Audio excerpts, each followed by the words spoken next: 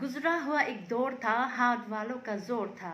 गुजरा हुआ एक दौर था, हाथ वालों का जोर था। फिर भी पूर्वांचल के लोगों को अक्सर तिरछी निगाहों का सामना करना पड़ता था। दूर पहाड़ों के पीछे बसा हर एक गांव में चीन के सीमा पर खड़ा सीना तान के हम अरुणाचली सदा जनगण मन गान बड़े गर्व से गाया करते और प्यारी सी तिरंगा हाथों पर लहराए हमारे बच्चे गांव गांव में भारत माता की जय का नारा लगाया करते।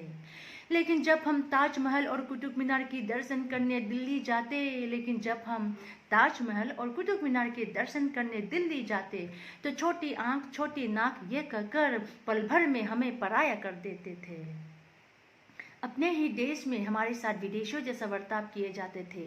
अपने ही देश में हमारे साथ विदेशियों जैसा बर्ताव किए जाते थे। दिल्ली की गलियों में हमारे चेहरे ही हमारे दुश्मन हुआ करते थे। चिंकी चाइनीज चोचो मोमो ये कहकर हम अक्सर सताया करते थे। हमारे बहनों की चरित्र की पहचान भी उनकी चेहरे की बनावटी से किए जाते थे और हमारे भाइयों की आवाज़ भरी बाजार में दबोच दिया जाता था।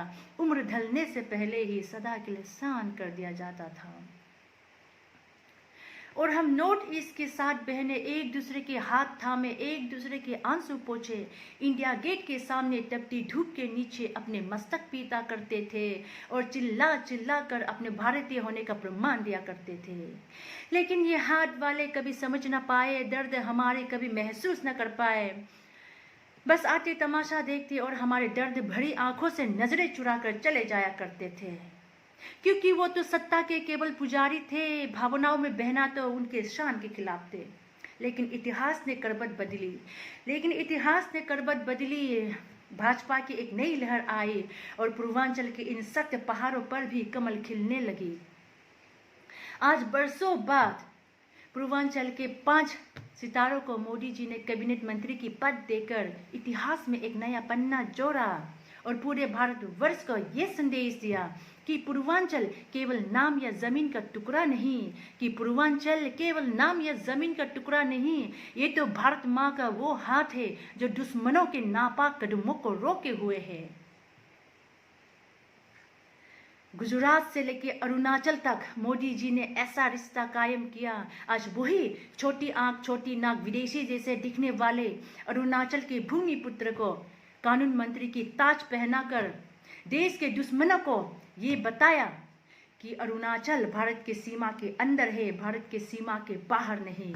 आज मोदी जी ने साबित कर दिया कि हम अरुणाचली अपनी काबिलियत के जलवा पूरे भारत में दिखा सकते हैं। आज वाकई अरुणाचल किसी भी पहचान के मोहताज नहीं है। आज पूर्वांचल एक नई दौर की ओर बढ़ चुके हैं। कमल के झंडा हाथों पर लहराए सबके दिलों को छू चुके हैं। आज लोग हमें ये नहीं पूछते कि हम देसी है या विदेशी है। हमारी हिंदी बोली सुनकर ही लोग पहचान जाते हैं कि हम अरुणाचल से आए हैं और हम भी उन्हें बड़े गर्व से बताया करते हैं हम उस प्रदेश से आए हैं जिस प्रदेश की पहाड़ों की चोटी से सूर्य देवता के रथ यात्रा शुरू होता है। हम वीर हकपन दादा की जन्मभूमि से आए हैं जो भारत माँ की गोदी में बड़े शान से सोए हुए हैं। हम उन योद्धाओं की सरजमी से आए हैं जिन्होंने अंग्रेजों के बंदूकों के सामने केवल तलवार और तीर लेकर ही अपने मातृभूमि की रक्षा में अपने प्राणों की आहुति दे दिए थे। हाँ भाई हाँ, हम अरुणाचल प्रदेश से आए हैं जो चीन की सीमा पर सीना तान के खड़े हैं। हम अरुणाचल प्रदेश से आए हैं जो चीन की सीमा पर सीना तान के खड़े हैं। जय हिंद साथियों। बड़ी दिनों से सोच रही थी कि मैं ये आप सभी के सामने रखूं।